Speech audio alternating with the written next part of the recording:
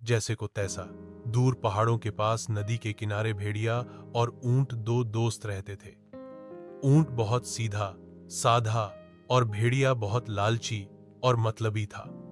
एक दिन भेड़िए ने देखा कुछ पंछी और जानवर नदी उस पार से तरबूज खाकर आ रहे थे।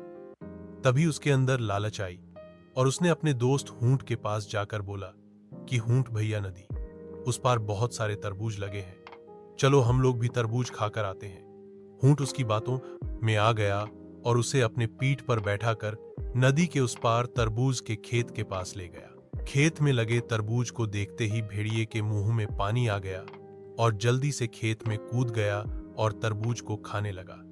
थोड़े समय में ही भेड़िए का पेट भर गया और उसका दोस्त ऊंट अभी तरबूज खा ही रहा था।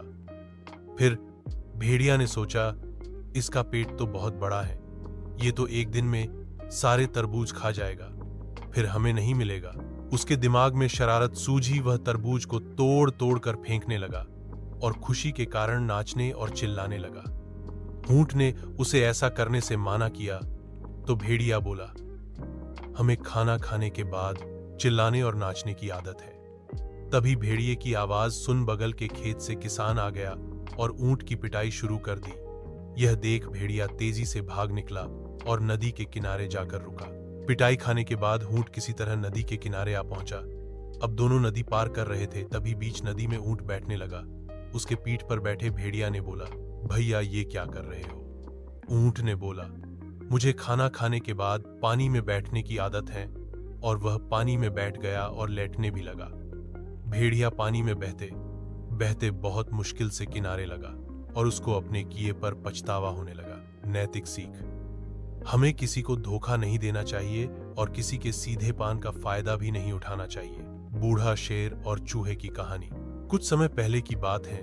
एक जंगल में एक बूढ़ा शेर रहता था। वह बहुत दयालु और सीधा था।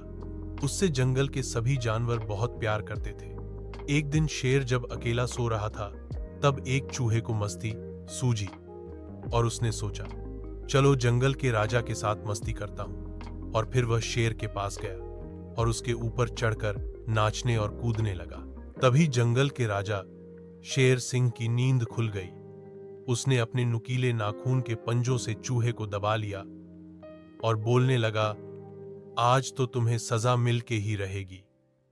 यह बात सुन चूहा बहुत डर गया और रोने लगा। शेर अपनी दयालुता के कारण दूर दूर के जंगलों में बहुत प्रसिद्ध था, इसलिए उसने चूहे को किसी भी प्रकार की हानि नहीं पहुंचाई और चूहे को छोड़ दिया। चूहा पंजे से निकलते ही शेर से बोला, आपके इस एहसान का बदला जरूर चुकाऊंगा। चूहे की इस बात पर शेर जोर से हंस पड़ा और फिर वही सो गया। अगले दिन शेर को शिकारियों ने जाल में फंसा लिया। सारे शिकारी शेर को जाल में फंसे देख बहुत खुश हो रहे थे। तभी वही चूहा ये सब देख अपने दोस्तों को लेकर आया और उस जाल को काट दिया और शेर जाल से बाहर आ गया। शेर को उस दिन चूहे का किया हुआ वादा याद आया। नैतिक सीख, किसी भी इंसान को छोटा या फिर बिना काम का नहीं समझना चाहिए। कौन इंसान किस समय काम आ जाए किसी को पता नहीं होता है।